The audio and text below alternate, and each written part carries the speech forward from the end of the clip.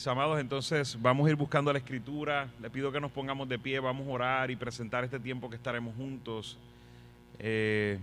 Hoy vamos a tener una dinámica un poquito diferente. Vamos a algunos hermanos presentar lo que hemos comentado anteriormente, las frases que dijo nuestro Señor Jesús en la cruz del Calvario. Y hemos titulado esto El poder de la cruz, así que queremos ir sobre ese tema y al final terminaré con una reflexión. Le pido que vayan conmigo a Mateo capítulo 27.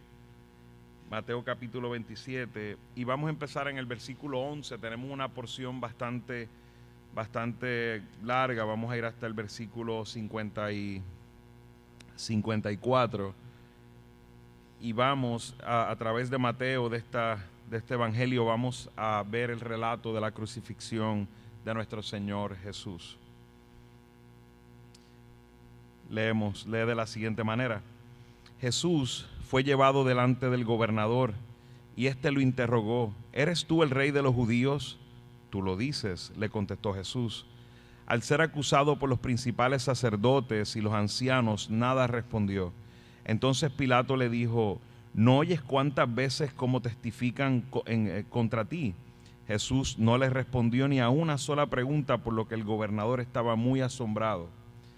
Ahora bien, en cada fiesta el gobernador acostumbraba a soltar un preso al pueblo, el que ellos quisieran. Tenían entonces un preso famoso llamado Barrabás, por lo cual cuando ellos se reunieron, Pilato les dijo: ¿a quién quieren que les suelte, a Barrabás o a Jesús llamado el Cristo? Porque él sabía que lo habían entregado por envidia. Y estando Pilato sentado en el tribunal, su mujer le mandó aviso diciendo: no tengas nada que ver con ese justo, porque hoy he sufrido muchos sueños por causa de él. Pero los principales sacerdotes y los ancianos persuadieron a las multitudes que pidieran a Barrabás y que dieran muerte a Jesús. El gobernador les preguntó de nuevo: ¿a cuál de los dos quieren que les suelte? Ellos respondieron: a Barrabás. Pilato les dijo: ¿qué haré entonces con Jesús llamado el Cristo? Sea crucificado, dijeron todos. Pilato preguntó: ¿por qué? ¿Qué mal ha hecho? Pero ellos gritaban aún más: sea crucificado. Viendo Pilato que no conseguía nada, sino que más bien se estaba formando un tumulto, tomó agua y se lavó las manos delante de la multitud diciendo: soy inocente de la sangre de este justo. Allá ustedes. Todo el pueblo contestó: caiga su sangre sobre nosotros y sobre nuestros hijos. Entonces le soltó a Barrabás y después de hacer azotar a Jesús, lo entregó para que fuera crucificado.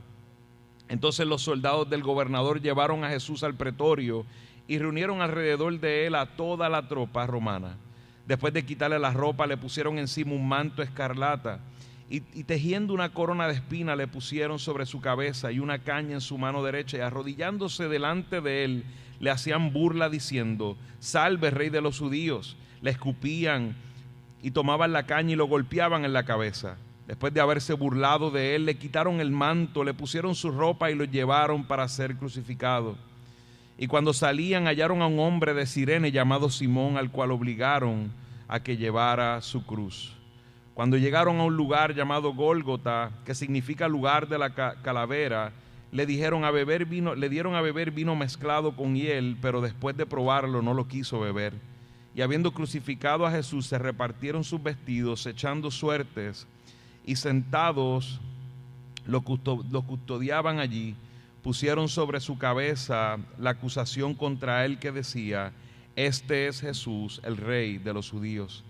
Entonces fueron crucificados con él dos ladrones, uno a la derecha y otro a la izquierda. Los que pasaban lo injuriaban, meneando la cabeza y diciendo: tú que destruyes el templo y en 3 días lo reedificas, sálvate a ti mismo. Si tú eres el Hijo de Dios, desciende de la cruz. De igual manera también los principales sacerdotes, junto con los escribas y los ancianos, burlándose de él, decían: a otros salvó, a él mismo no puede salvarse. Rey de Israel es, que baje ahora de la cruz y creeremos en él. En Dios confía, que lo libre ahora si él lo quiere, porque ha dicho: yo soy el Hijo de Dios. En la misma forma lo injuriaban también los ladrones que habían sido crucificados con él. Desde la hora sexta hubo oscuridad sobre toda la tierra hasta la hora novena. Y alrededor de la hora novena Jesús exclamó a gran voz diciendo: Elí, Elí, lama sabactani. Esto es: Dios mío, ¿por qué me has abandonado? Algunos de los que estaban allí al oírlo decían: este llama a Elías. Al instante uno de ellos corrió y tomando una esponja la empapó en vinagre y poniéndola en una caña le dio a beber. Pero los otros dijeron: deja, veamos si Elías lo viene a salvar. Entonces Jesús, clamando otra vez a gran voz, exhaló el espíritu. En ese momento el velo del templo se rasgó en dos, de arriba abajo, y la tierra tembló y las rocas se partieron, y los sepulcros se abrieron, y los cuerpos de muchos santos que habían dormido resucitaron. Y saliendo de los sepulcros después de la resurrección de Jesús, entraron en la santa ciudad y se aparecieron a muchos. El centurión y los que estaban con él custodiando a Jesús, cuando vieron el terremoto y las cosas que sucedían, se asustaron mucho y dijeron: en verdad este era Hijo de Dios. Oramos. Padre glorioso, tú que mereces toda majestad, toda honra, Señor, tú que eres un Dios misericordioso, paciente, Dios lleno de gracia. Te damos toda honra y toda gloria en este día porque tú la mereces, Señor. Mientras nosotros, que en un tiempo fuimos tus enemigos, Señor, tú has mostrado tu misericordia, has mostrado tu gran amor a través del sacrificio de tu Hijo, Señor. Hemos leído estos versículos bíblicos de tu palabra, Señor, que nos narran la historia de amor más hermosa de toda la humanidad, de toda la eternidad, Señor, donde tú entregaste a tu Hijo amado Jesús por amor de aquellos que habías escogido desde antes de la fundación del mundo, Señor. Padre, a pesar de que vemos el drama humano, Señor, vemos hombres despiadados como nosotros en un momento fuimos, Señor, sabemos que tú eres soberano, estás en control y este era tu plan, más no el del hombre. Y a ti te damos gloria y honra por esto, Señor. Gracias porque en esa cruz has derramado el gran amor del que estaremos hablando hoy. Has derramado la gran misericordia de la que hemos experimentado, Señor.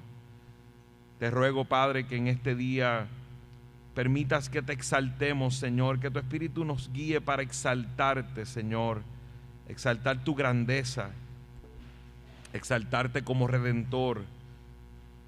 A la misma vez, Señor, te ruego que cada hermano que esté aquí hoy sea edificado, Señor, a través de cada lectura bíblica, de cada oración, Señor, de cada reflexión que haremos, Padre. También, Señor, te ruego que aquellos que están aquí, que no te conocen, Padre, que no tienen una relación personal contigo a través de tu Hijo amado, a través de ese Cordero perfecto, Señor, que tú abras los ojos y tengas misericordia. Yo te lo ruego, Señor. Señor, sabemos que la salvación es tuya, Señor, es una obra tuya, Señor. Y a ti vamos, Señor, porque sabemos que en ti tú no has parado de salvar, tú salvas hoy, Señor. Pedimos que te glorifiques en medio de nosotros, Señor, abriendo el corazón y las mentes, los oídos de aquellos que están sordos a tu palabra. Te ruego todas estas cosas en el nombre de Cristo. Amén.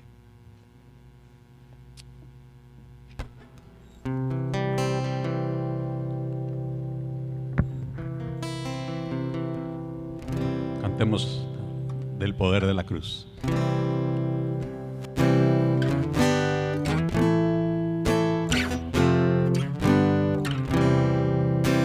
Si pudiera ver ese amanecer, Cristo en camino al Gólgota, pecador su juez, golpes con la cruel, clavos colgado en cruz, el poder de la cruz, mi pecado en Jesús, ira y culpa cargó, perdón recibo la cruz.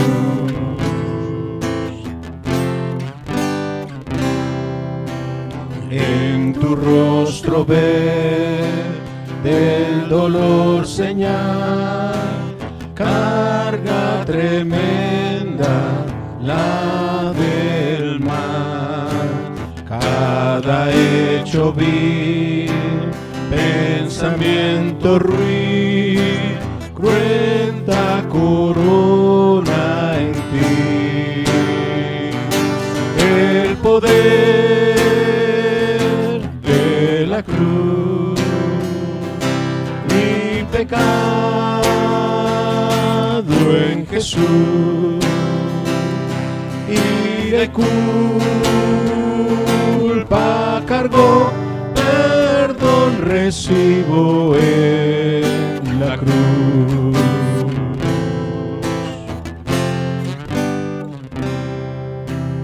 Ya se oculta el sol, tiembla la creación, mientras expira su hacedor.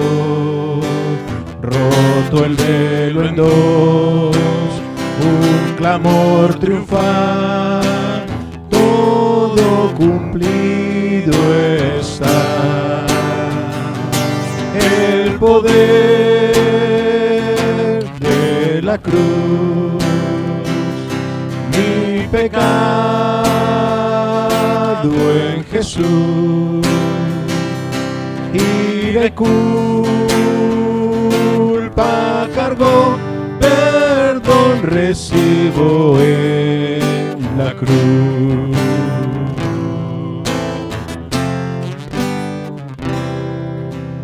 En tus llagas ver como escrito estoy, pues me hace libre tu aflicción.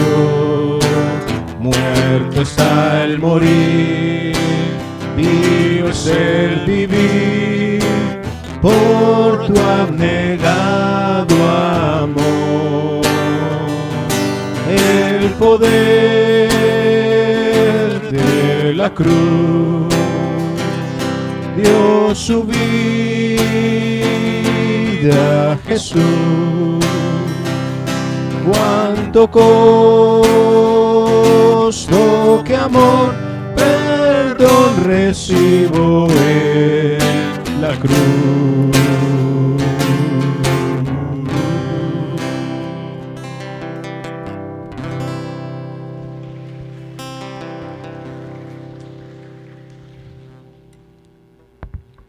Pueden sentarse, hermanos. Lucas 23, 24 dice: y Jesús decía: Padre, perdónalos porque no saben lo que hacen. El pueblo que lo aclamó como el hijo de David, lo maldijeron, lo escupieron, lo azotaron, lo humillaron y como si fuera un malhechor lo clavaron en la cruz. ¡Qué traición tan grande! El creador de todo lo visible e invisible, aquel que se vistió de humanidad y se compadeció para sanar y liberar a los hombres, fue vituperado por su creación. La ofensa más grave de la humanidad se cumplió al despreciar y condenar al Hijo de Dios. Un acto digno del castigo y la justa ira de Dios. Sin embargo, era necesario que se cumpliera todo lo que fue escrito por los profetas. Mas Jehová cargó en él el pecado de todos nosotros. Así fue como el Cordero de Dios, siendo inmolado, exclamó: Padre, perdónalos porque no saben lo que hacen. Cuánto amor de nuestro Señor. Ese es el poder de la cruz, donde Dios levantó la carga pesada de nuestros pecados, descargándonos a nosotros de culpa.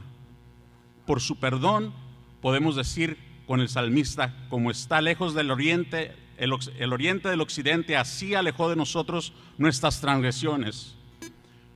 Pues tú, oh Señor, eres bueno y perdonador, abundante en misericordia para con todos los que te invocan. La sangre que removió nuestras culpas fue derramada sobre esa cruz, y por medio de ella nos reconcilió consigo mismo por Cristo. Porque cuando éramos enemigos fuimos reconciliados con Dios por la muerte de su Hijo, mucho más habiendo sido reconciliados, seremos salvos por su vida. Y no solo esto, sino que también nos gloriamos en Dios por medio de nuestro Señor Jesucristo, por quien ahora hemos recibido la reconciliación. Y el instrumento de gracia fue esa cruz bendita donde Cristo fue maldito.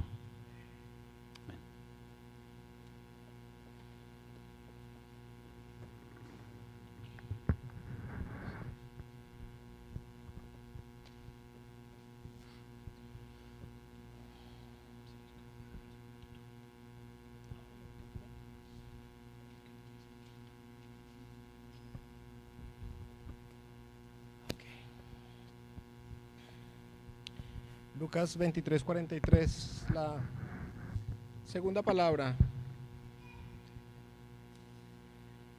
que dijo nuestro Señor Jesucristo en el momento de su crucifixión, dijo: en verdad te digo, hoy estarás conmigo en el paraíso. Los evangelios sinópticos, como los conocemos de Marcos, Lucas y Mateo, relatan este evento, pero es en el evangelio de Lucas donde se hace una especificación más acerca de unos detalles que tiene que ver con los ladrones que estaban con Jesús en el momento de su crucifixión. En este relato se demuestra de manera majestuosa y sobrenatural el poder y la gracia de Dios para la salvación de los perdidos. Pero veamos estos dos detalles. Los malhechores, podemos ver a través del relato de la crucifixión que al lado de Jesús habían dos malhechores. No es cierto, como escuchamos con regularidad, que uno era el malhechor bueno o el ladrón bueno y el otro el ladrón malo. Eso no es. O sea, los dos sí eran ladrones, eran malos, eran pecadores y necesitaban de un salvador. Los dos eran malhechores, los dos se burlaban de él, los dos estaban injuriando junto con todo el pueblo de Israel. Eso lo podemos ver en Mateo 27 cuando dice: los mismos le injuriaban también los ladrones que estaban crucificados junto a él. Es decir, en ese momento, cuando iban camino a la crucifixión, estos dos malhechores también estaban injuriando al Señor. Pero podemos ver a través de lo que vemos y su bendita palabra, la actitud de cada uno de ellos. Podemos ver que nosotros éramos como esos ladrones, como esos malhechores. Nosotros hacíamos lo malo, éramos pecadores, nos burlábamos, vituperábamos, injuriábamos lo que era realmente conocer del Señor. De hecho, en Romanos 3:10 al 12 dice: no hay justo ni aun uno, no hay quien entienda, no hay quien busque de Dios. Todos se han desviado, a una se hicieron inútiles. No hay quien haga lo bueno, no hay ni siquiera uno. Y dentro de todos esos estábamos nosotros. Pero estando nosotros en condenación de nuestros pecados, podemos tomar una de las dos posiciones. Y esa es la que venimos a definir. Podíamos haber tomado la posición del que renegaba de Jesús, el que maldecía, el que injuriaba, como lo podemos ver en Lucas 23:39, donde dice: uno de los malhechores que estaba colgado allí le lanzaba insultos, diciendo: ¿no eres tú el Cristo? Sálvate a ti mismo y a nosotros. Las personas o este mundo que no conoce al Señor tiene esa misma posición. Básicamente no quiere conocer nada del Señor, no quiere tener ninguna relación con Él. Buscamos un Dios o buscan un Dios que se ajusten a sus necesidades, a lo que realmente están sintiendo o lo que están necesitando. Era la posición de ese malhechor que estaba pidiendo que se salvara y que lo salvara a él. Es decir, estaba buscando del Señor, pidiendo una bendición solamente por el hecho de que lo salvara de esa circunstancia. Toma esa posición solamente cuando están en necesidad. Pero también podemos ver la posición de el malhechor, no el bueno, el malhechor que tomó la buena decisión. En Lucas 23:40 dice: pero el otro le contestó y reprendiéndolo dijo: ¿ni siquiera temes tú a tu Dios a pesar de que estás bajo la condena? Nosotros a la verdad justamente porque recibimos lo que merecemos por nuestros hechos, pero este nada malo ha hecho. Recuerden que al comienzo del relato los dos lo injuriaban. Algo pasó en el camino a la cruz hasta el momento de la crucifixión, porque en ese momento este malhechor que tomó buena posición reconoció que Jesús era Dios. Cuando dice: ni siquiera temes a tu Dios, ahí ya reconoció a Jesús. También reconoció su pecado cuando dijo en el versículo 41, nosotros a la verdad recibimos lo que merecemos por nuestros hechos. Ahí reconoció. Y también reconoció la santidad de Jesucristo cuando dijo, nada malo ha hecho. Esa es la mejor posición, la posición que tomó este malhechor, que realmente conoció que necesitaba un Dios, conoció que él era pecador y reconoció que solamente en Jesús y a través de su crucifixión o a través de Jesús tenemos la salvación.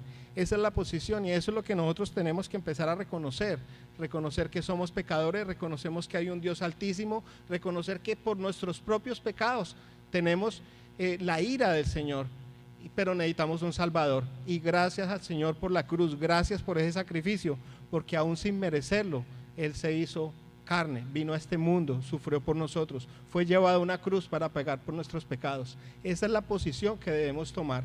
Y ese es el poder de la cruz, que aún el Señor en el último momento, y no es digamos para que lo dejemos, en el último momento, en el momento de expirar, aún tuvo misericordia. Y cuando el ladrón necesitó de misericordia, obtuvo la misericordia que el Señor le regaló, por gracia, por fe, simplemente por haberlo reconocido a Él como Dios, reconocer su pecado y saber que necesitamos un Salvador, que era el que estaba ahí colgado en esa cruz. El Señor le dijo, hoy estarás conmigo en el paraíso. Esa es la bendición, eso es lo que nosotros necesitamos. Como vemos ahora, nosotros hemos confiado en la salvación. Él confió en la salvación a pesar de que Jesucristo iba pronto a expirar, pero Él confió. ¿Cómo no más vamos a confiar nosotros sabiendo que Jesucristo ahora está sentado a la diestra, que no se ha cortado su mano para salvar y que todos los días es el día de salvación? Por eso podemos estar confiados y estar seguros en esa promesa que el Señor dijo, hoy estarás conmigo en el paraíso.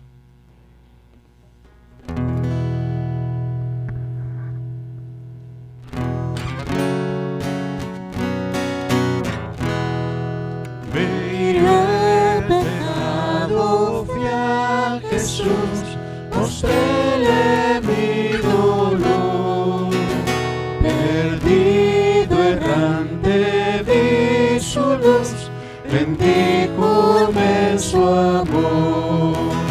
En la cruz do primero vi la luz y las manchas de mi alma el amor. Fue allí por fe do vi a Jesús y siempre feliz con Él seré. Sobre una cruz mi buen Señor su sangre derramó, por este pobre pecador a quien así salvó. En la cruz do primero vi la luz y las manchas de mi alma Él lavó. Fue allí por fe do vi a Jesús y siempre feliz con Él seré. Venció la muerte con poder y al cielo se exaltó. Confiar en Él es mi placer, morir no temo yo. En la cruz do primero vi la luz y las manchas de mi alma Él lavó. Fue allí por fe do vi a Jesús y siempre feliz con Él seré. Aunque Él se fue, solo no estoy, mando al Consolador, divino Espíritu que hoy me da perfecto amor. En la cruz do primero vi la luz y las manchas de mi alma Él lavó.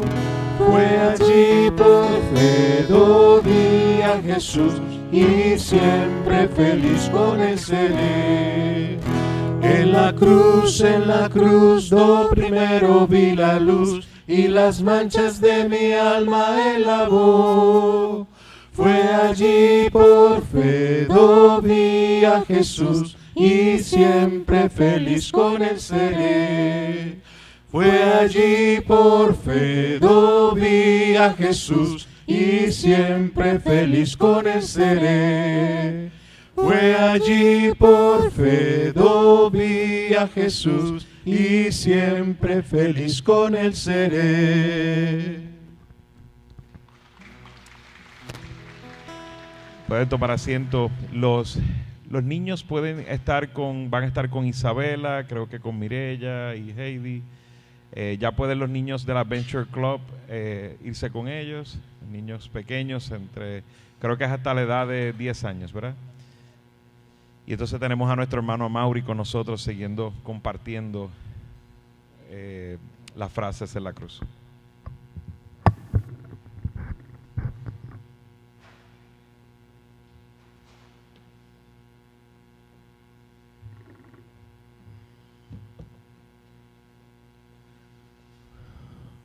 Buenas noches, hermanos.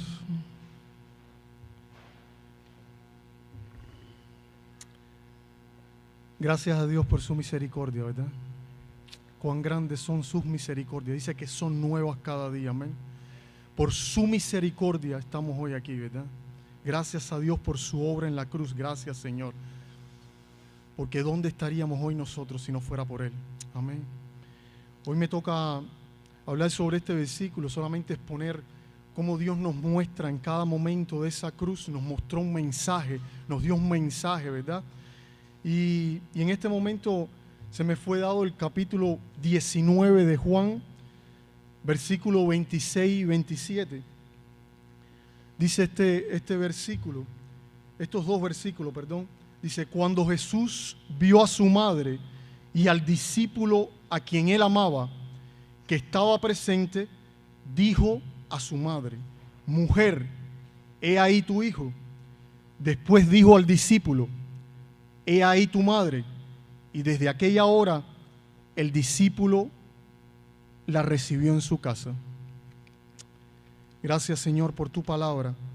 Primeramente esto nos muestra que en ese momento de dolor, en ese momento de sufrimiento, porque ciertamente nuestro Señor estaba sufriendo, a pesar del gozo que Él sabía al final, por supuesto, que iba a traer consigo la salvación para con nosotros, el perdón de nuestros pecados. Él sufría ese momento porque estaba en su carne, en su humanidad.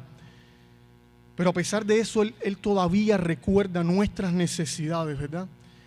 Y en este momento, primeramente, nos recuerda nuestra condición de hermanos, porque recordemos que no solo somos padres, no solo somos hijos de un mismo Padre, nuestro Padre celestial, sino que le muestra a ese discípulo a una madre con quien puede contar, a esa madre con un hijo en quien puede confiar, con quien puede contar también.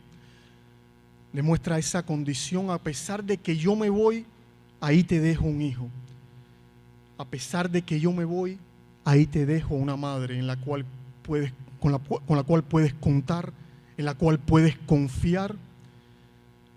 Pero no solamente esto, o sea, Dios, anteriormente a esto, Cristo nos recuerda, tal vez un capítulo antes, recuerden que Cristo está recordándole a los discípulos que era necesario que Él se fuera para enviar a ese consolador, precisamente a ese espíritu de verdad. O sea, no solamente Él nos estaba dejando provisión espiritualmente hablando, nos dejaba ese Espíritu Santo para que nos fortaleciera, para que nos diera consuelo, para que nos trayera a la verdad, para que nos dirigiera en nuestro diario vivir cristianamente hablando, ¿verdad? Espiritualmente hablando. No solamente esto, sino de que proveía terrenalmente hablando. Se recuerda de nuestras necesidades y le provee al discípulo precisamente una madre. Precisamente esto lo vemos también en Génesis, por ejemplo, cuando Dios tenía una relación, el hombre no tenía pecado, podía tener una relación directa para con Dios. O sea, que más grande que eso, ¿verdad? Pero a pesar de eso, Dios comprende, dice, no es bueno que el hombre esté solo, ¿verdad? Y le provee ayuda idónea, le da otro ser humano, su mujer, para que estuvieran juntos, para que se levantara el uno al otro. O sea, comprendía la necesidad. Somos seres en necesidad, somos seres que precisamente en nuestra humanidad tenemos necesidades, y Dios comprende eso, ¿verdad? Y le provee, terrenalmente hablando, le provee a Adán. Dice, no es bueno que el hombre esté solo, y le provee su mujer. Y en este momento, una vez más, comprende en nuestra humanidad la necesidad de alguien, humanamente hablando, también de que nos soporte, de que nos cuide, de que nos aconseje. O sea, no solamente espiritualmente hablando, sino se recuerda de nuestra necesidad natural, y le provee al discípulo una madre, y le provee a la madre un hijo. Amén. Gloria a Dios por su obra completa en la cruz. Gracias, Señor. Gracias, Señor, por toda tu provisión, porque tus misericordias, Señor, porque, oh Señor, alabado seas por los siglos de los siglos. Amén, amén, amén.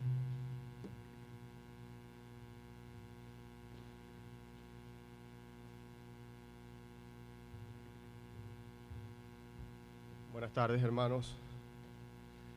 Señor les bendiga. Vamos a continuar con nuestra reflexión sobre el poder de la cruz. Y David, el salmista, en el Salmo 22, él escribió, inspirado por el Espíritu Santo, lo siguiente. Dice la palabra de Dios: Dios mío, ¿por qué me has abandonado? ¿Por qué estás tan lejos de mi salvación y de las palabras de mi clamor? Y esas palabras fueron las mismas palabras que nuestro Señor Jesucristo en la cruz, antes de morir, repitió literalmente. Y permítanme y se las leo. En Mateo 27, verso 46, dice: y alrededor de la hora novena, Jesús exclamó a gran voz diciendo: Elí, Elí, lema sabactani. Esto es: Dios mío, ¿por qué me has abandonado? Y yo quisiera que pensáramos un momento en relación a esta frase, a esta expresión, a este clamor que hace Cristo. No debemos pensar de este clamor en la cruz de Cristo como si Cristo estuviese dudando de algo. ¿Por qué me has desamparado? No es una expresión de duda, es una manifestación, una expresión, un clamor de agonía. Cristo hizo fue un grito de agonía, porque Cristo, hermanos, y nosotros sabemos que Cristo sabe todas las cosas, y de hecho en su ministerio Él lo declaró muchas veces, que Él había venido para dar su vida en rescate. Él sabía, él había venido para salvar lo que se había perdido. Cristo sabía lo que iba a pasar, lo que iba a suceder. Él sabía que había venido a morir, pero también sabía que la muerte no tendría sobre él la última palabra. Por eso clama a Dios, a pesar del desamparo, apela el hecho de que Dios seguía siendo su Dios. Y dice: Dios mío, ¿por qué me has desamparado? Él, unas horas antes, con sus discípulos, en Juan 16, verso 32, fíjense lo que dice Cristo: miren, la hora viene y ya ha llegado en que serán esparcidos cada uno por su lado y me dejarán solo, y sin embargo no estoy solo, porque el Padre está conmigo. Cristo sabía lo que iba a pasar en la cruz. Cristo sabía. En la oración sacerdotal, Cristo dice: glorifícame tú, Padre, junto a ti con la gloria que tenía contigo antes de que el mundo existiera. Hermanos, no fue un clamor de duda, fue un grito de agonía lo que el Señor expresó en la cruz. Fue un clamor, hermano, de profunda angustia mientras sufre la separación de su Padre. Cristo experimentó el abandono y desesperación que resultan del derramamiento de la ira divina sobre él como el portador del pecado. Hermanos, nosotros sabemos que Dios es santo. Dios es santo. Él es muy limpio, como lo declara el profeta Habacuc. Él es muy limpio para ver el mal. Y Isaías 6 dice que los serafines, dice Isaías, que cuando vio al Señor, serafines decían: santo, santo, santo es el Señor Dios Todopoderoso. Hermanos, y en ese momento el Padre abandonó al Hijo eterno porque estaba cargando el pecado de su pueblo. El pecado de su pueblo. Hermanos, este abandono no fue una mera sensación como la expresó David en el Salmo 22, sino fue real, hermanos. Fue un abandono real. ¿Pueden imaginar Dios siendo abandonado por Dios mismo, hecho carne? Hermanos, no hay predicador, y escuchaba y meditaba en este texto, y Sugel, R.C. Sproul, Charles Spurgeon decía: nuestra mente no puede comprender este texto. Todos nos quedamos pequeños para entender este clamor de Dios siendo abandonado por Dios mismo. Dios abandonando a Dios. Pero cuando vemos el abandono, hermanos, debemos pensar en Cristo en cuanto a su humanidad. Cristo, sabemos que la palabra lo declara, lo enseña como 100% hombre, 100% Dios. Y es en su naturaleza humana que Cristo experimentó el abandono de su Padre, en su naturaleza humana. Pensemos, hermanos, y un comentarista lo ilustraba de esta manera, en un niño muy enfermo, en terapia intensiva, en un cuarto de cuidados intensivos, donde sus padres no siempre pueden estar con él. Sus padres lo aman tanto como antes, y puede haber momentos en que el niño extraña la presencia de su padre de tal forma que experimenta una profunda angustia. Y eso fue lo que Cristo estaba experimentando en la cruz, una profunda angustia por el abandono de su Padre. Hermanos, y yo sé que está en nuestra mente el por qué Dios abandonó a Jesús en la cruz. ¿Por qué lo abandonó? Hermanos, Dios el Padre abandonó a su Hijo porque Cristo estaba siendo hecho pecado por nosotros. Maldición, dice Pablo en Gálatas 3:13. Él estaba siendo, como lo dice Isaías, herido por nuestras transgresiones y molido por nuestros pecados.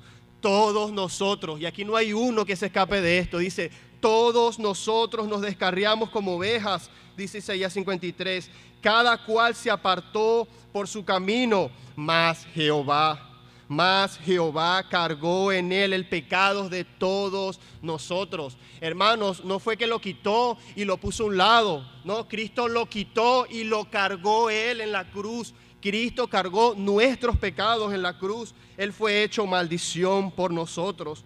Esa es la esencia del mensaje del Evangelio, que aquel que no conoció pecado, por nosotros Dios lo hizo pecado para que nosotros fuésemos hechos justicia de Dios en él. Bendito Salvador, hermanos, bendito Salvador tenemos. Alabado sea nuestro Señor. Hermanos, como creyentes, con esto termino, como creyentes podemos experimentar algunas veces gotas de angustia. Sin lugar a dudas podemos experimentar gotas de angustia, pero solo pueden formarse una idea muy débil. Ese sufrimiento, esa angustia es muy débil cuando miramos a Cristo en la cruz del Calvario, hermanos. Cuando te sientas que estás sufriendo mucho, cuando te sientas débil, mira a Cristo, y Él sufrió mucho más. Mira a Cristo, miremos a Cristo y nuestros sufrimientos serán muy pequeños. Como segunda aplicación, no tomemos el pecado con ligereza, porque Dios no lo toma de esa manera. Dios es santo, y tan santo que abandonó a su propio Hijo hecho pecado por nosotros. Hermanos, no tomemos el pecado a la ligera. Hermano, y como tercera aplicación, hermano, Cristo te ama. Cristo, si tú eres un hijo de Dios, hermano, sé que hemos escuchado esa frase muchas veces fuera de contexto, pero si tú eres un verdadero creyente, si tú has creído en Cristo, te has arrepentido de tus pecados, si tú eres un hijo de Dios, hermano, Dios te ama. Cristo te ama, y te ama tanto que experimentó el abandono de Dios el Padre por amor, hermanos, por amor, Cristo nos ama. Sí, como dijo Amaury, él soportó la cruz por el gozo puesto delante de Él, pero también por amor, hermanos. Pero también por amor. Sigamos a nuestro Señor como Él nos mandó. Dice la palabra de Dios, tomemos nuestra cruz y sigamos a nuestro Señor, sigamos a nuestro Señor. Y amigo que estás aquí solo, que no conoces a Cristo, déjame decirte que solo Cristo puede librarte de la ira venidera. Solo Cristo. Cree en Cristo y serás salvo de esa ira que Él cargó en la cruz. Si no, tú sufrirás esa ira de Dios por tu pecado y por la eternidad. Solo en Cristo hay salvación. Cree en Él. Dios le bendiga, iglesia.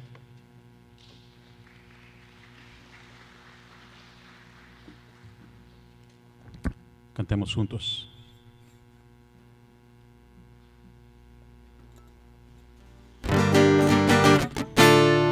En la cruz del Calvario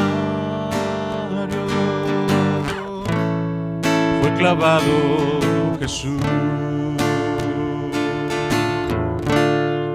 y todos mis pecados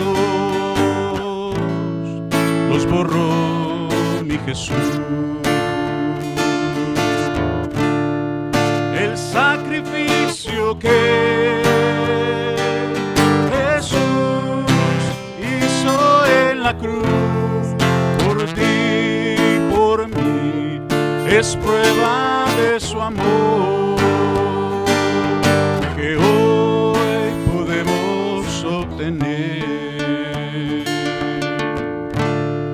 Ahora vivo seguro que con Él moraré. Viviré para Cristo y con Él reinaré. No lo puedo entender cómo fue, porque Él vino a morir en esa cruz, pero tan solo sé que el sacrificio fue por mí.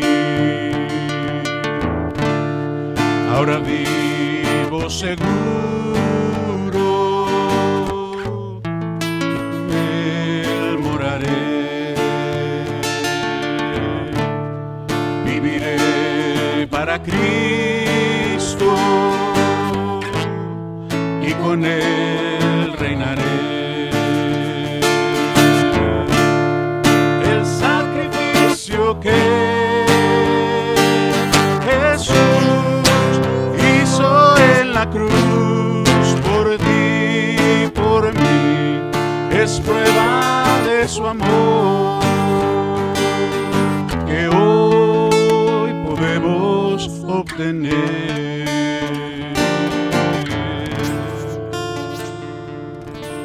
Amén.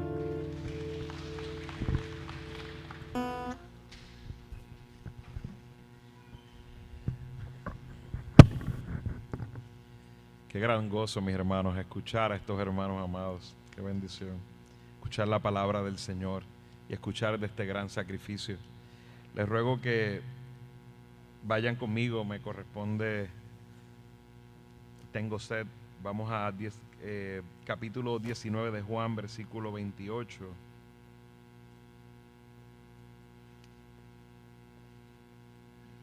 Y dice el Señor Jesús, después de esto, sabiendo Jesús que todo ya había sido consumado, ya se había consumado, para que se cumpliera la Escritura, dijo, tengo sed, tengo sed. Una frase pequeña, pero nos hace pensar en muchas cosas importantes en el contexto de la cruz. Nosotros escuchamos a ese mismo Jesús que en Juan capítulo 4, versículo 13 dice, todo el que beba de esta agua volverá a tener sed, pero el que beba del agua que yo le daré no tendrá sed jamás, sino que el agua que yo le daré se convertirá en él en una fuente de agua que brota para vida eterna. Y ahora escuchamos a este Jesús diciendo, tengo sed. Es muy interesante pensar que en un momento tan crucial como lo fue la crucifixión, el peso de la ira de Dios sobre él, y estuviera pensando en que estaba sediento. Juan nos da este detalle en su evangelio, que fue escrito más de 50 años después de la crucifixión. Esta frase, tengo sed, nos presenta la humanidad real de nuestro Señor Jesucristo. Jesús fue completamente hombre, como es completamente Dios. La escena de la crucifixión se lleva a cabo en la primavera, un poco adelante, como cerca de este tiempo. Y de seguro esta crucifixión fue un poco más tarde del mediodía, lo cual nos imaginamos el calor que había. Esta declaración muestra de parte de Jesús que tenía debilidades físicas, humanas, semejante a cualquiera de nosotros, mis hermanos.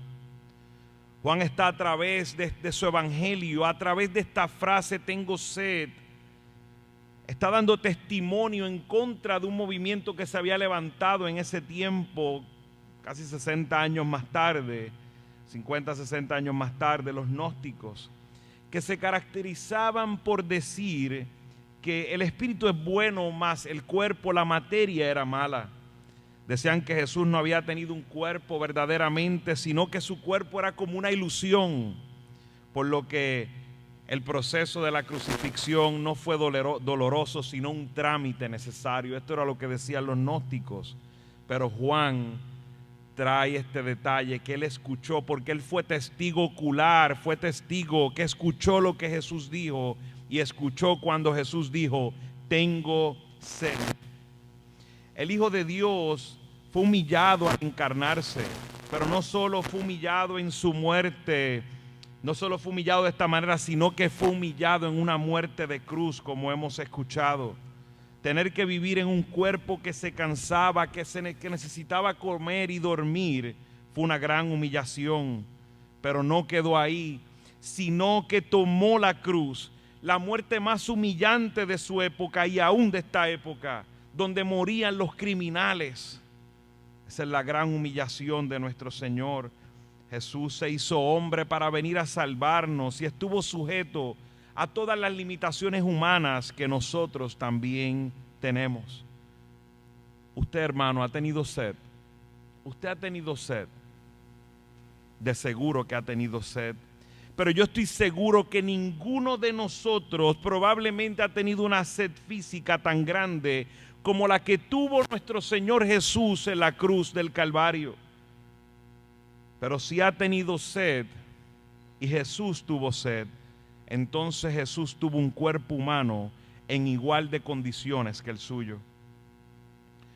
Porque dice en Hebreos, porque no tenemos un sumo sacerdote que no pueda compadecerse de nuestras flaquezas, sino uno que ha sido tentado en todo como nosotros, pero sin pecado. Por lo cual podía ser nuestro sustituto, y fue nuestro sustituto porque vino en igual de condiciones. Este es nuestro Salvador. Esta frase no tan solo es una evidencia de su humanidad, sino que también una profecía cumplida que nos confirma que Jesús fue y es el verdadero Mesías, mostrando el poder de la palabra de Dios. En Salmos 22:15 dice, como un tiesto se ha secado mi vigor. Vemos este salmo mesiánico haciendo un apunte a la cruz. Se ha secado mi vigor y la lengua se me pega al paladar. Me has puesto en el polvo de la muerte.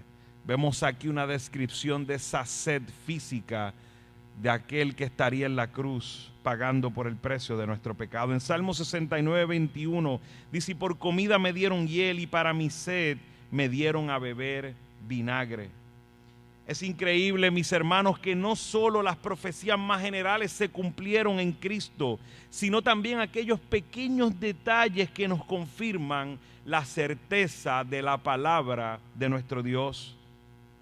En una manera, esta sed espiritualmente también nos nos muestra el abandono del Padre por causa de nuestro pecado, como nuestro hermano Cristian compartía con nosotros. La sed espiritual viene por la falta de la presencia del Padre en su vida, como dice Jesús sobre el agua de vida eterna. El que viene a mí no tiene sed jamás. A pesar de que el texto habla de una sed física, también de manera espiritual nos muestra la sed de estar separados de Dios. Jesús vivió la agonía espiritual de la separación en su carne y ser hecho objeto de la ira de Dios por nuestra maldad.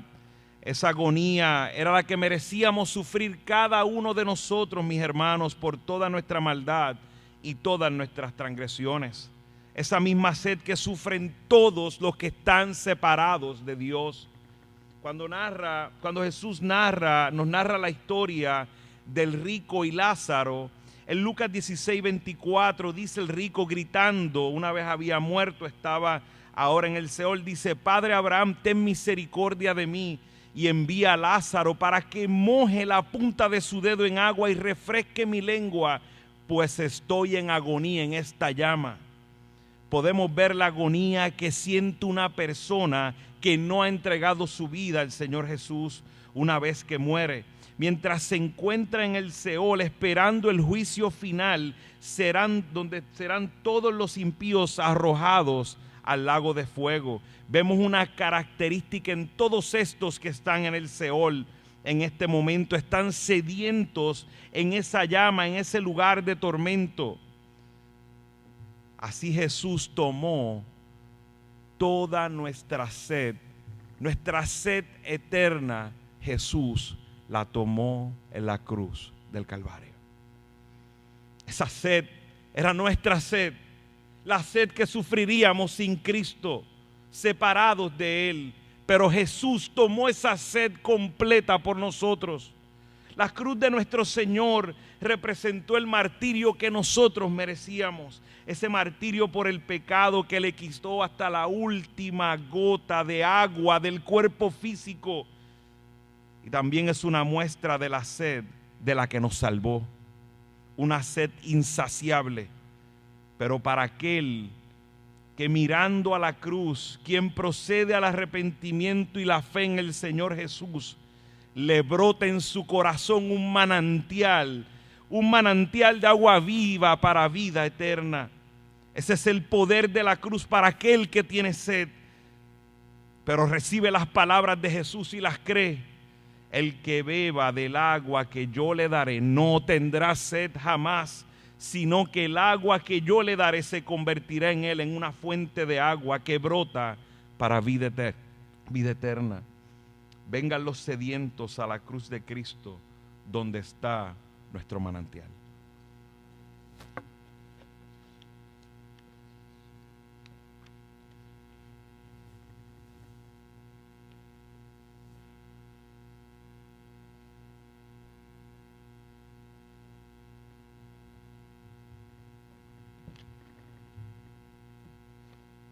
Bendiciones a todos. Ya hemos escuchado 5 de las palabras que menciona la Biblia sobre el momento de la crucifixión de Cristo. Hemos visto en estas últimas 2 palabras que probablemente ocurrieron en las horas de la tarde, cuando dice: ¿por qué me has abandonado?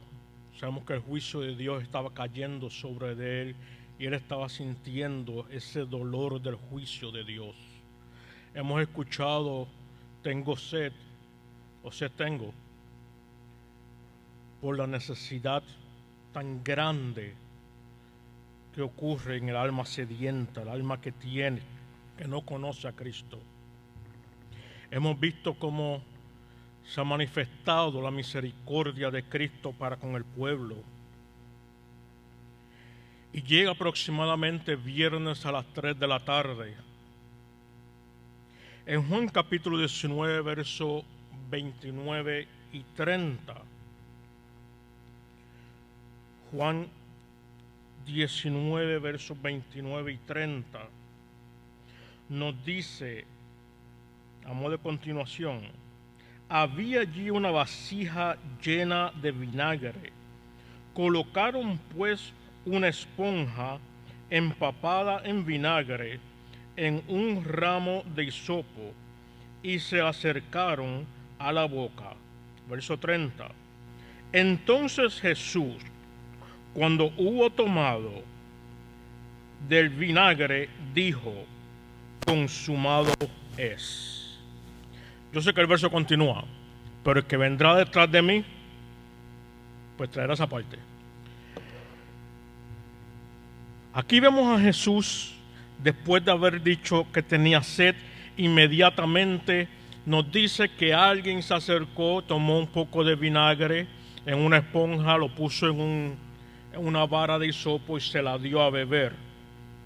Interesantemente, cuando vemos estos relatos y los comparamos con los sinópticos, en todos los evangelios anteriores aparece esta escena de alguien trayendo un poco de vino, de vinagre, trayéndolo a Jesús. Mateo es específico en el capítulo 27 que nos dice que él no bebió. Él no bebió. Aquí, sin embargo, Juan nos dice que él bebió del vinagre. Entonces, ¿hay una contradicción en las Escrituras? Ciertamente no. Probablemente esto ocurrió más de una vez. Al principio de la crucifixión, como lo vemos en el capítulo de Mateo, en el 27, vemos que se le acercó un poco de vino con mirra. Esto era un líquido que se usaba como sedante para calmar el dolor. El calmar el dolor en estas crucifixiones no era un acto de misericordia, era para que el reo durara más tiempo en su sufrimiento.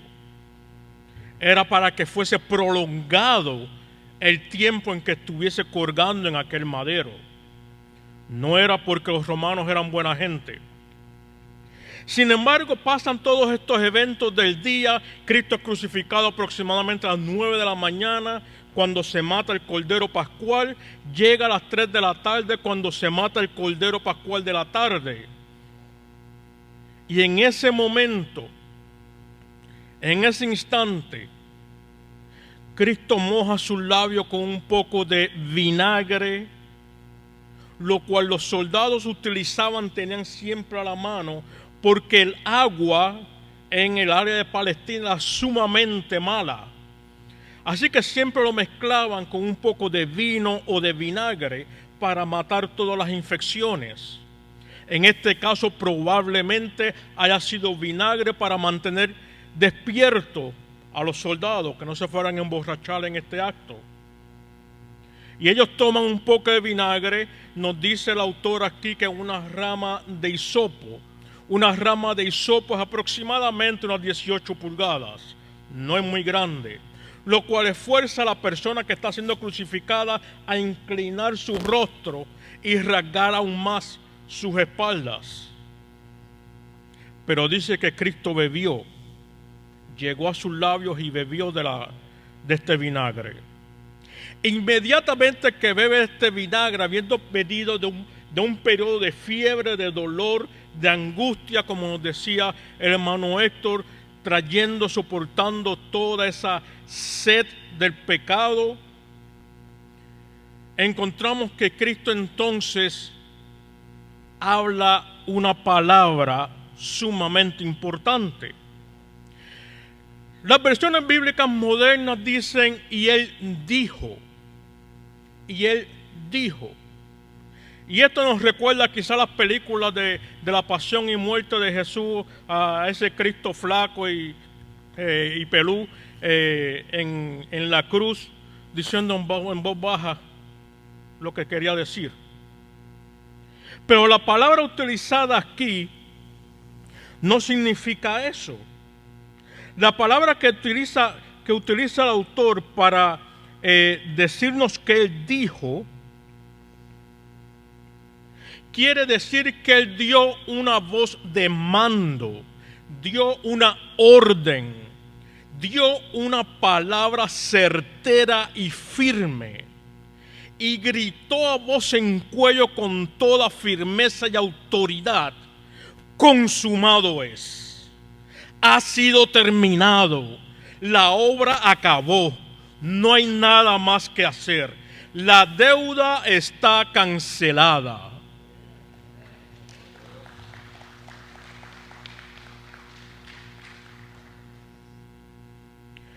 El doctor Steven Lawson nos dice que Él no barrió nuestros pecados debajo de la alfombra para guardarlos. Él los consumió por completo. Él los deshizo por completo. Él pagó toda la deuda. Él pagó todos nuestros pecados. Él pagó por cada una de nuestras maldades, nuestras rebeliones, nuestros pecados, todo. Nuestro ser quedó limpio por causa de Cristo. Él llevó toda nuestra maldad sobre sus espaldas. Él cumplió el propósito para el cual había venido y había ido voluntariamente a esa cruz. No se quedó nada a mitad. Todo fue completado. La palabra en griego es una sola palabra, tetelestai. Y es una palabra que se utiliza, quiere decir terminado, completado. Se utiliza en términos financieros para decir una deuda cancelada. Recientemente se han encontrado pergaminos de la época donde aparecen recibos de deudas con la palabra impresa o escrita tetelestai. Quiere decir, esa deuda fue completamente cancelada. Así que cuando venimos a Cristo, dar esta orden, dar esta palabra firme, sin duda alguna, Él no está diciendo esto se hizo posible. El perdón de mi pueblo es una posibilidad para el que bien le parezca. Yo morí en la cruz del Calvario para todo aquel que le venga bien recibirlo, pueda venir a mí. La palabra firme nos indica que Él dijo: está terminado, esto se acabó, no hay nada más que buscar, mi pueblo ha sido perdonado. Por eso la palabra nos indica que ahora no hay condenación para el que está en Cristo Jesús. Él tomó todas las fuerzas del mal. Él tomó todos los dominios, principados y los colgó en aquella cruz, haciendo el ridículo de ellos. Y tomó nuestra deuda del pecado y la clavó allí en la cruz. Ha sido cancelada totalmente. Ha sido totalmente cancelada. La herramienta número 1 de Satanás para los seres humanos es la acusación. Es la acusación de los principios de la ley. Pero Cristo cumplió toda la ley. Por tanto, en la cruz, cuando Cristo muere, Él no solamente se llevó nuestros pecados, pero nos dio su vida justa. Por tanto, ahora Satanás no tiene herramienta para poder acusar al pueblo de Dios, porque ahora nosotros hemos sido justificados por la vida de Jesucristo. Y Cristo dijo: esto está hecho. En Puerto Rico dicen: está planchado. Se acabó. No hay nada más que añadir. Todo aquel que le diga: sí, pero tú tienes. No tengo que hacer nada. Ya Cristo lo hizo todo. Yo no puedo añadirle. Yo no puedo hacer nada. Yo no tengo que hacer nada. Cristo lo hizo por mí. Él perdonó mis pecados.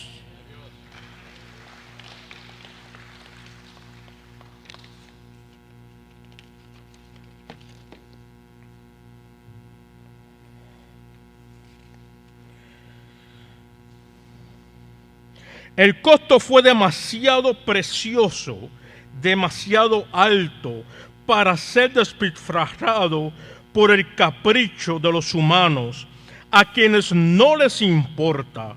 El plan incluía dar vida y fe a las personas muertas espiritualmente para que desearan y creyeran en el Dios vivo y santo. Había sido comprado con el alto precio de la sangre del Hijo único. La salvación no es una opción, sino una garantía, pagado por completo.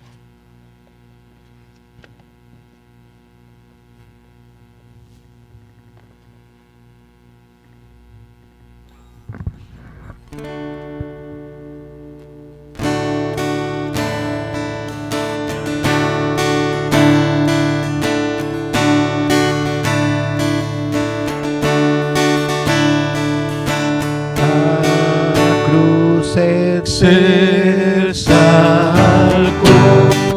en paz. Oh Cristo allí por mí murió. De todo cuanto escribo aquí, lo más precioso es su amor. No busco gloria ni honor, sino en la cruz de mi Señor. Las cosas que me encantan más, las sacrifico por su amor.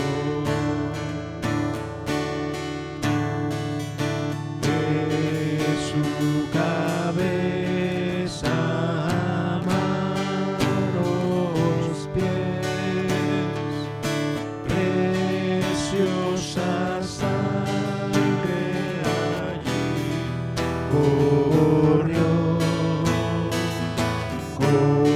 Corona vil de espinas fue la que Jesús por mí llevó. El mundo entero conocerá la viva digna de ofrecer. Amor tan grande sin igual, en cambio exige todo el ser.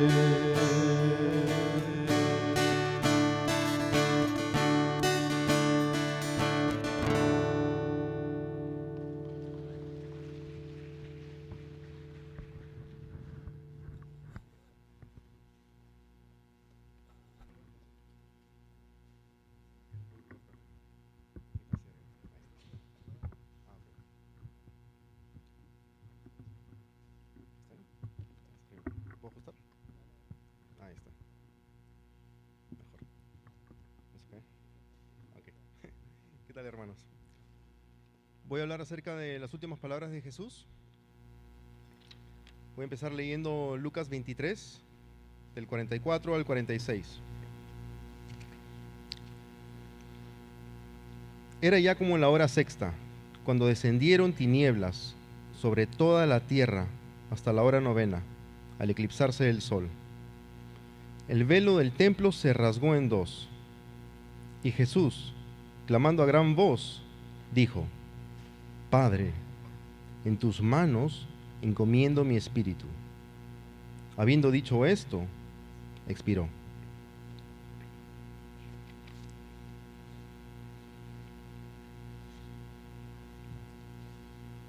¿Qué quiso decir Jesús cuando le dijo a su Padre, en tus manos encomiendo mi espíritu? Bueno, por un lado Jesús dijo eso en un instante antes de morir, ¿sí? Así que está demostrando que él tenía el control total del momento de su muerte. Algo asombroso para nosotros que no tenemos esa capacidad. Eso también coincide con lo que Jesús dijo acerca de su propia vida en Juan 10:18, que dice, nadie me la quita, sino que yo la doy de mi propia voluntad. Tengo autoridad para darla y tengo autoridad para tomarla de nuevo. Pero por otro lado, si miran bien el versículo 46 en su copia de la Nueva Biblia de las Américas, se van a dar cuenta que esas palabras, en tus manos encomiendo mi espíritu, están en mayúsculas. ¿Qué significa que están en mayúsculas? Quiere decir que esas palabras son sacadas del Viejo Testamento. Son una cita del Viejo Testamento, ¿sí? Del Salmo 31:5, para ser más exacto. Y como Jesús era el perfecto exégeta y no sacaba frases del Viejo Testamento fuera de su contexto, para entender a cabalidad lo que Jesús quiso decir con esa frase, nos vemos obligados a preguntarnos cuál era el contexto de esas palabras en ese salmo. Ahorita no hay tiempo para leer todo el Salmo 31, pero puedo mencionar alguna de sus frases para que sepamos cuál era el contexto de esas palabras, ¿sí? Dice, en ti, oh Señor, me refugio, jamás sea yo avergonzado. Porque tú eres mi roca y mi fortaleza, y por amor de tu nombre me conducirás y me guiarás. Me gozaré y me alegraré en tu misericordia, porque tú has visto mi aflicción. Cuán grande es tu bondad, que has guardado para los que te temen, que has obrado para los que en ti se refugian. En tus manos encomiendo mi espíritu. Como podemos ver, es un salmo que expresa plena confianza en Dios. A pesar de un mar de dificultades que no parezcan tener solución, o peor aún, en el mismísimo lecho de muerte, como lo fue en el caso de Jesús. Este salmo testifica de la fidelidad de Dios para los que se refugian en Él, para sus hijos, ¿sí? Eso fue lo que nuestro Señor Jesús expresó en sus últimas palabras, plena confianza en Dios. La vida es corta y nos puede ser quitada en cualquier momento, ¿sí? ¿En quién o en qué está tu confianza? Tu paz. ¿A qué le estás dedicando este soplo, esta vida fugaz y escurridiza a la que tanto nos aferramos, pero que se nos termina escapando a todos de las manos? Sigamos el ejemplo perfecto de nuestro héroe, el Señor Jesucristo, viviendo una vida consagrada a Dios, para que con plena confianza podamos llamar a Dios Padre, y en nuestro último momento de vida podamos decir, en tus manos encomiendo mi espíritu. Y todo esto, por lo que por pura gracia, nuestro maravilloso Jesús alcanzó por nosotros en la cruz. Termino leyendo los dos últimos versículos de ese Salmo 31. Dice así: amen al Señor todos sus santos. El Señor preserva a los fieles, pero les da su merecido a los que obran con soberbia. Esfuércense y aliéntese su corazón, todos ustedes que esperan en el Señor.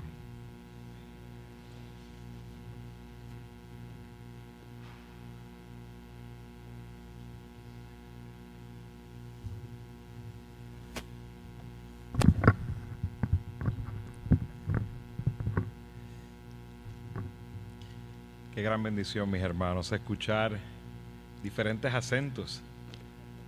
Empezó un mexicano, continuó un colombiano, luego tuvimos un cubano, luego tuvimos un venezolano, luego tuvimos 2 puertorriqueños, pero había un dominicano, lo que pasa es que no pudo estar con nosotros, y terminamos con un peruano.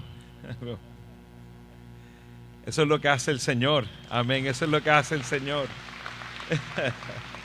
Gloria sea al Señor, que su nombre sea predicado en todas las naciones.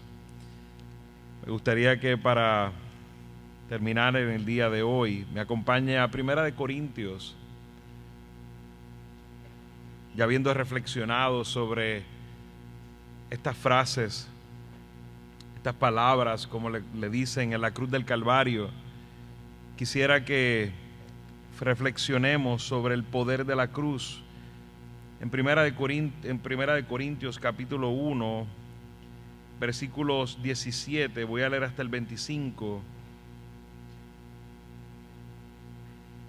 Dice: pues Cristo no me envió a bautizar, sino a predicar el evangelio, no con palabras elocuentes, para que no se haga vana la cruz de Cristo, porque la palabra de la cruz es necedad para los que se pierden, pero para nosotros los salvos es poder de Dios.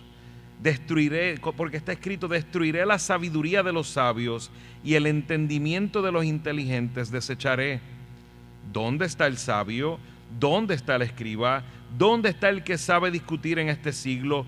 ¿No ha hecho Dios que la sabiduría de este mundo sea necedad? Pues ya en la sabiduría de Dios el mundo no conoció a Dios. Por medio de su propia sabiduría agradó a Dios mediante la necedad de la predicación salvar a los que creen. Porque en verdad los judíos piden señales y los griegos buscan sabiduría, pero nosotros predicamos a Cristo crucificado, piedra de tropiezo para los judíos y necedad para los gentiles.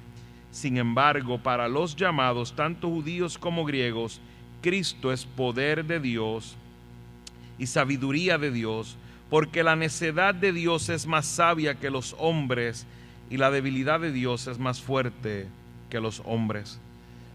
Si había alguien que conocía el poder de Dios, mis hermanos, el poder de la cruz, debería decir, es el apóstol Pablo. Dice el apóstol Pablo a los Gálatas: pero jamás acontezca que yo me gloríe sino en la cruz de nuestro Señor Jesucristo, por el cual el mundo ha sido crucificado para mí y yo para el mundo. Fue el apóstol Pablo el que dijo: con Cristo he sido crucificado.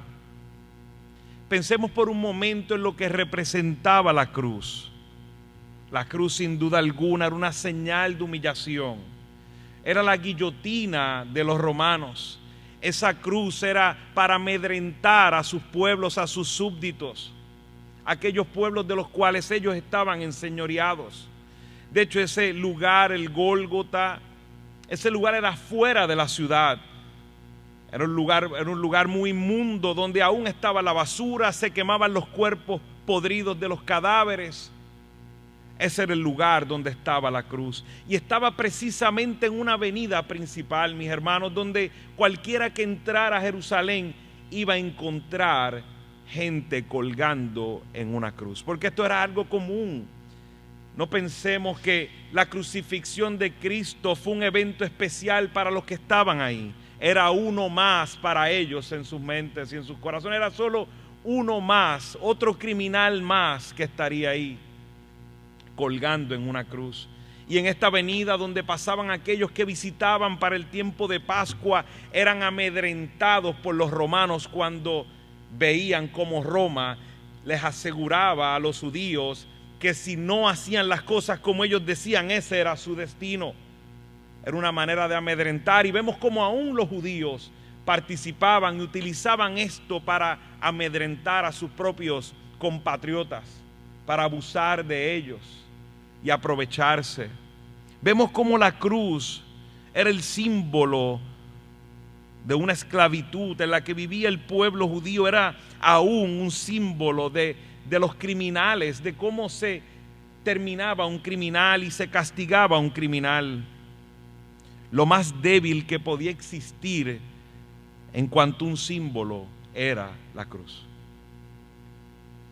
Era la cruz, era lo más humillante. Se mofaban los intelectuales de los primeros cristianos. ¿Cómo personas podían creer en un supuesto Dios que había sido colgado en una cruz, donde ese era el lugar que habían muerto tantos criminales? Se mofaban de ellos. Yo me veía como lo más débil para el hombre en las manos de Dios es lo más poderoso.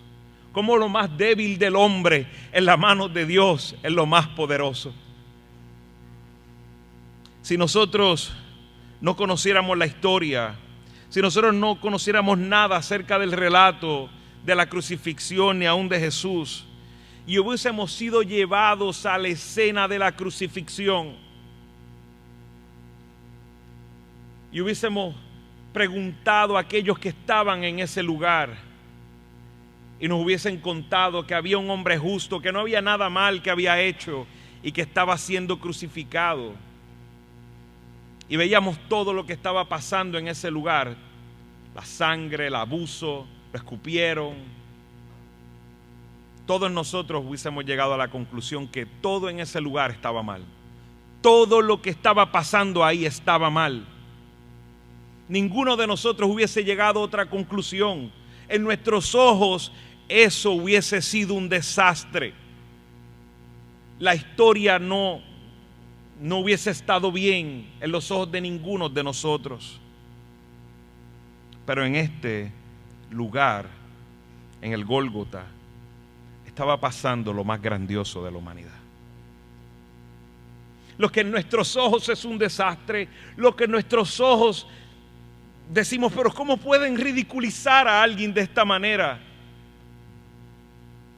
Y no era cualquier persona, sino el Hijo de Dios. En este lugar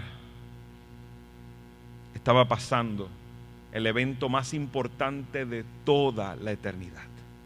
Mientras estaba pasando gente por esa avenida, estaba pasando gente y mirando a uno más colgando en el madero, nosotros estaremos la eternidad completa dando gloria al Señor por la crucifixión de nuestro Señor Jesús. Y el apóstol Pablo estaba claro del poder de la cruz, estaba claro del poder del evangelio de Dios. Y me pregunto si nosotros estamos tan claros del poder de la cruz, del evangelio de Cristo. La cruz de Cristo es poder de Dios. Esa palabra poder que es utilizada en ese versículo 18 que he leído, hermanos, viene de la palabra dinamita. La cruz de Cristo es poder de Dios. Es como una dinamita. Y una dinamita destruye. Y decimos, ¿y qué hay algo bueno en una dinamita? Porque si pusiera una dinamita aquí todos estuviéramos corriendo, sin duda alguna. Y el que no corra, hay algo pasando. Ciertamente correríamos. Dice en 2 de Corintios 10, 4 al 5, porque las armas de nuestra contienda no son carnales, sino poderosas en Dios para la destrucción de fortalezas, destruyendo especulaciones y todo razonamiento altivo que se levanta contra el conocimiento de Dios, y poniendo todo pensamiento en cautiverio a la obediencia a Cristo. Vemos cómo la cruz derriba, destruye nuestros argumentos, cómo destruye la aparente sabiduría humana. Vemos cómo la cruz destruye todos nuestros planes y nuestros posibles pensamientos. A veces somos nosotros los que pensamos que tenemos grandes ideas. Ninguno de nosotros, ningún humano a través de la eternidad hubiese hecho esta historia de esta manera. Ninguno de nosotros. Ninguno hubiese terminado con un final como el que Dios ha establecido en su palabra. Ninguno hubiese llegado con un final donde el Hijo de Dios estaría crucificado en la cruz. Solo Dios, que es soberano y de lo vil y despreciado, hace cosas grandes. Solo Dios. La cruz es poder, la cruz tiene ese poder de destruir nuestras ideas equivocadas.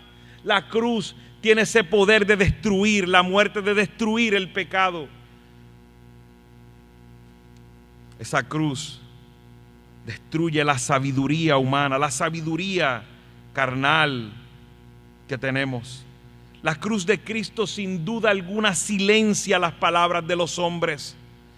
Dame las palabras más elocuentes de los hombres. Dame a los más inteligentes que se hayan inventado los hombres. Dame todas las invenciones de ellos. Dame las mejores letras. Dame los mejores libros del mundo. Te presentaré la cruz y quedarán derribados. La cruz es poder de Dios para los que se salvan. Pero la cruz también, mis hermanos, la cruz de Cristo es la sabiduría de Dios. La cruz, lo necio de este mundo, lo que es necio como es una cruz para este mundo, lo que representa la cruz para este mundo, Dios lo ha utilizado para desechar a los inteligentes y a sabios de este mundo. Me acuerdo que tenía un profesor que hacía preguntas difíciles, muy difíciles. Y siempre los estudiantes empezaban a buscar, como había una pregunta difícil, pues empezábamos a tratar de buscar contestaciones difíciles. Tiempo buscando contestaciones y no puede ser algo tan simple, no es posible. Buscábamos y buscábamos. Y cuando llegábamos donde el profesor, se mofaba de nosotros y nos decía: ¿por qué perdiste tanto tiempo? La contestación era tan simple. Así Dios hace con los sabios de este mundo. Toma una cruz, toma algo simple, porque el mensaje del evangelio es simple, amado hermano. Claro, pero es la sabiduría humana.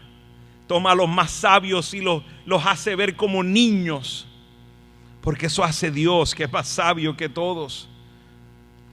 Eso es lo que es la cruz para los sabios de este mundo.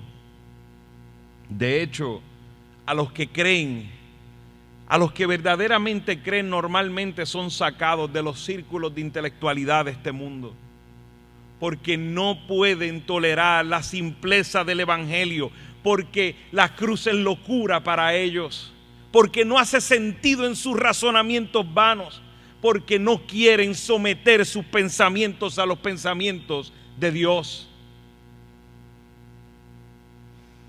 Y Pablo hace un llamado público a los corintios, que los corintios estaban acostumbrados a recibir a los más grandes, a recibir a los más elocuentes, a recibir al último filósofo del tiempo.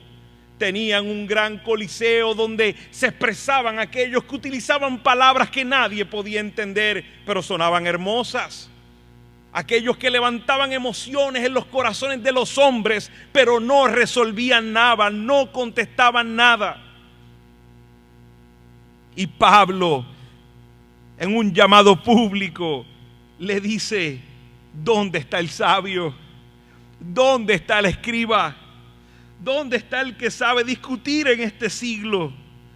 ¿No ha hecho Dios que la sabiduría de este mundo sea necedad? Dice Dios claramente, una cita del Antiguo Testamento: destruiré a los sabios de este mundo. Por esto es que dice el proverbio que el principio de la sabiduría es el temor al Señor. Mis hermanos, fuera de Dios no hay sabiduría. Un hombre que no teme a Dios no es sabio, es un necio. Si tú estás aquí y no tienes una relación con Cristo, tú has rechazado al Señor. Tú no tienes temor de Dios, tú eres un necio. Agradó a Dios que mediante la necedad de la predicación salvara a los que creen. Si no tienes sabiduría, ven a la cruz de Cristo. En la predicación de la cruz está la verdadera sabiduría. Pero la cruz también, mis amados, es la piedra de tropiezo. Como dice el texto, porque Porque en verdad los judíos piden señales y los griegos buscan sabiduría, pero nosotros predicamos a Cristo crucificado, piedra de tropiezo para los judíos y necedad para los gentiles. En la cruz de Cristo hay poder, hay sabiduría, como he dicho, pero también hay condenación. Este es un tiempo que las personas que han rechazado a Cristo deben estar aterrados. Cuando el pueblo de Dios se levanta a predicar la cruz de Cristo, es una advertencia a este mundo que se pierde. Es un tiempo aterrador para ellos. Esta cruz de la cual ha brotado un manantial de agua viva, agua de vida eterna, es también la cruz de Cristo la que te condena. La cruz es la evidencia de la justicia de Dios, que no dará por inocente al culpable. Que no dará por inocente al culpable. Y como escuchábamos hace un rato, Dios mío, ¿por qué me has desamparado? Vemos que su hijo, el hijo unigénito de Dios, cargado por el pecado de nosotros, vio la justicia de Dios y satisfizo la justicia del Señor. Dios es justo, totalmente justo, y no dará por inocente al culpable. A veces tenemos la versión romántica de la crucifixión, esta versión romántica de cómo abusaron de Jesús y cómo los romanos y los judíos se conspiraron para matar a Jesús.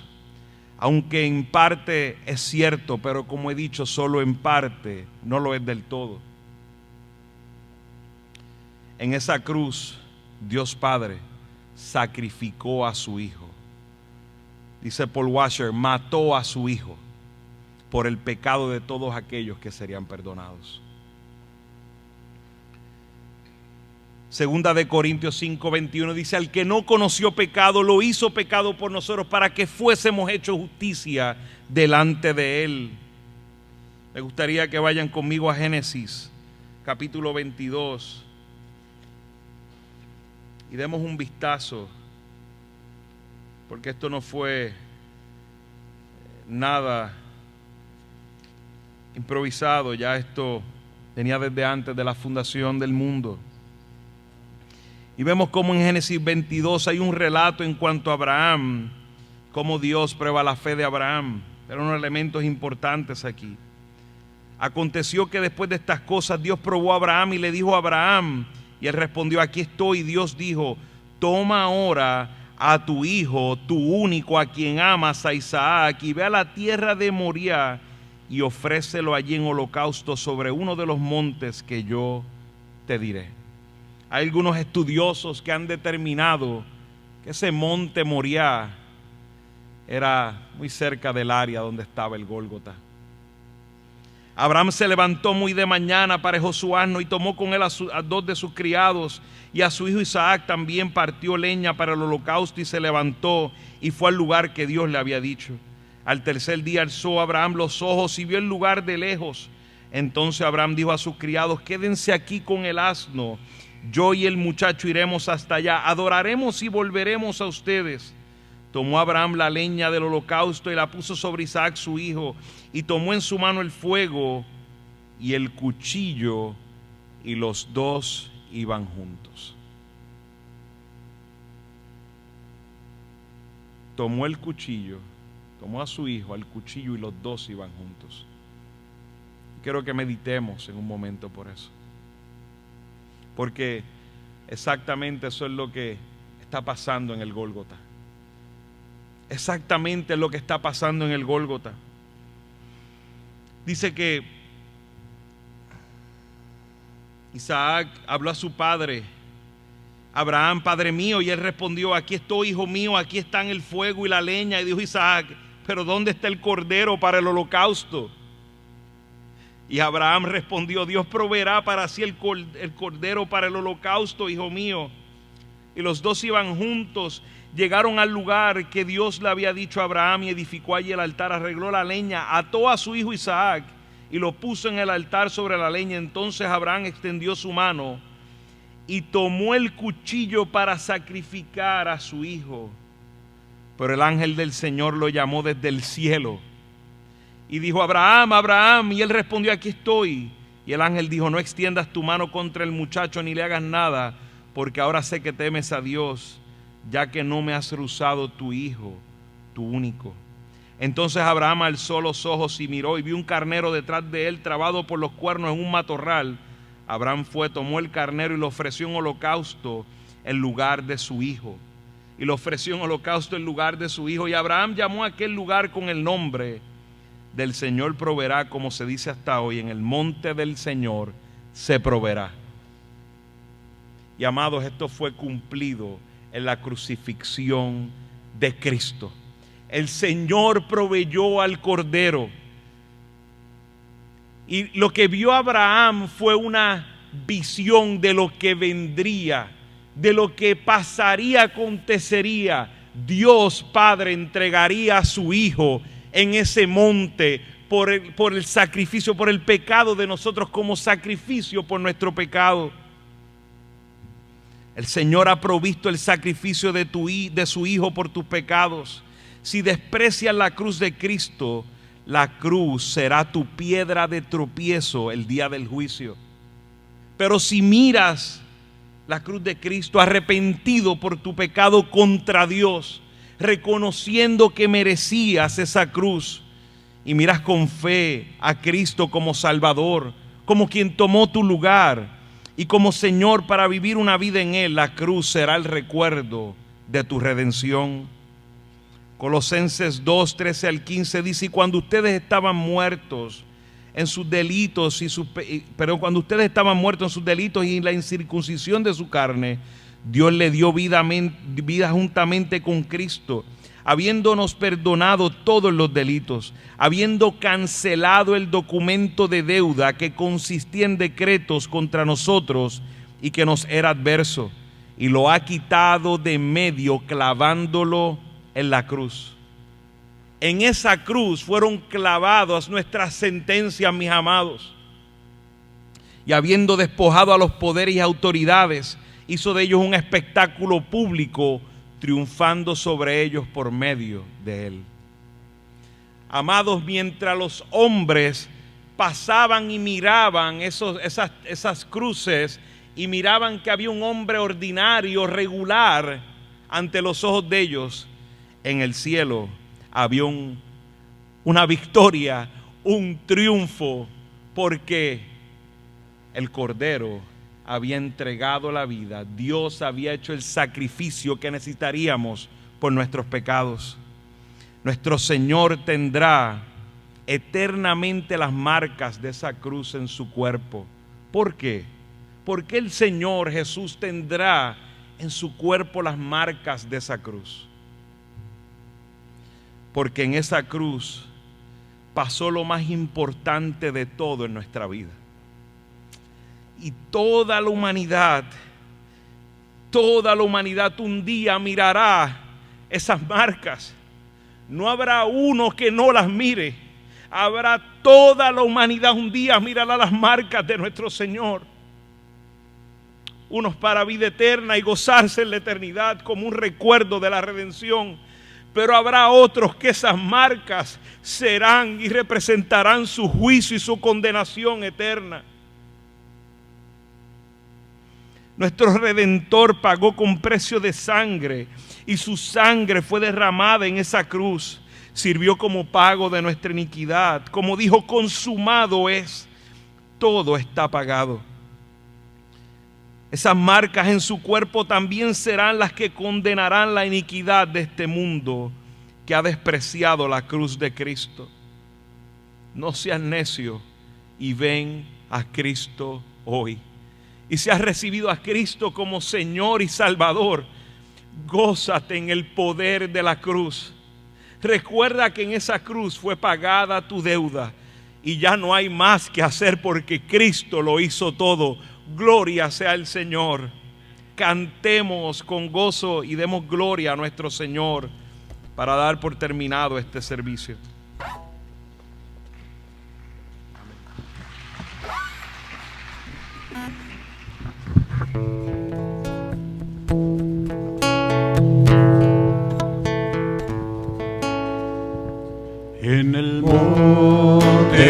Calvario se vio una cruz, emblema de afrenta y dolor. Y yo aprecio esa cruz, lo murió mi Jesús por salvar al más vil pecador. Oh, yo siempre amaré esa cruz, en sus triunfos mi gloria será. Que algún día en vez de una cruz, mi corona Jesús me dará. Aunque el mundo desprecie la cruz de Jesús, para mí tiene suma atracción, porque en ella llevó el Cordero de Dios mi pecado y mi condenación. Oh, yo siempre amaré esa cruz, que en sus triunfos mi gloria será. Que algún día en vez de una cruz, mi corona Jesús me dará. Yo seré siempre fiel a la cruz de Jesús, sus desprecios con él sufriré. Que algún día feliz con los santos en luz, para siempre su gloria tendré. Oh, yo siempre amaré esa cruz, en sus triunfos mi gloria será. Que algún día en vez de una cruz, mi corona Jesús me dará. Oh, yo siempre amaré esa cruz, en sus triunfos mi gloria será. Que algún día en vez de una cruz, mi corona Jesús me dará.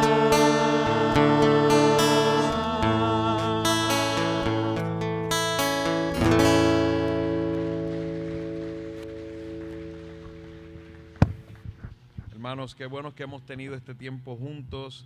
Quiero orar para dar por terminado este tiempo y que, como dijo el apóstol Pablo, pero jamás acontezca que yo me gloríe sino en la cruz de nuestro Señor Jesucristo. Oramos.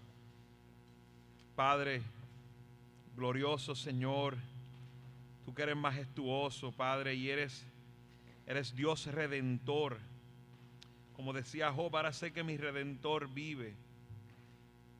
Glorioso es tu nombre y será alabado por toda la eternidad, Señor.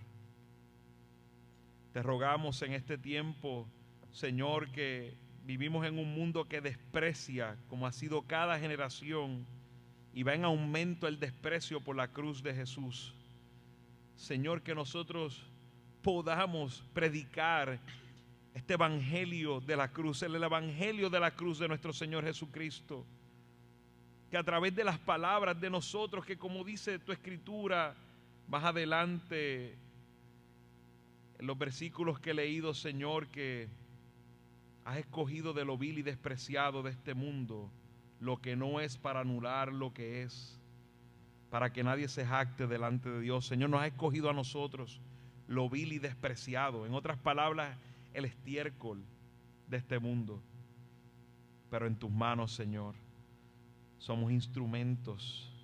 Le gritamos a este mundo: reconciliaos, reconciliaos. Somos embajadores tuyos a este mundo, Señor, Permite que podamos cada día predicarnos el Evangelio, reconocer que somos esos pecadores que llevamos a Jesús a la cruz del Calvario, y que podamos, Señor, con ese gozo de la salvación, no parar de predicar el mensaje del Evangelio. Te lo pedimos, Señor, que podamos así ser tus testigos realmente en este mundo, Señor, y que podamos contemplar cada día, Señor, tu grandeza, tu salvación, y podamos gozarnos y alabarte y vivir vidas para ti, para tu honra y para tu gloria. Que este poder de la cruz, Señor, se vea en nuestras vidas palpable, viviendo vidas consagradas a ti, dedicadas a ti, Señor. Te lo ruego en el nombre de tu Hijo Jesucristo, en el que, Señor, fue mofa de este mundo en esa cruz, pero un día, Señor, todas rodillas será doblada delante de su presencia. Un día Él vendrá con poder y gloria, Señor, y su gloria será manifiesta a todos, Señor. Y ese día tu pueblo te alabará y te glorificará, y te daremos la gloria por la eternidad. Amén, amén, amén. Así que, hermanos, estamos despedidos.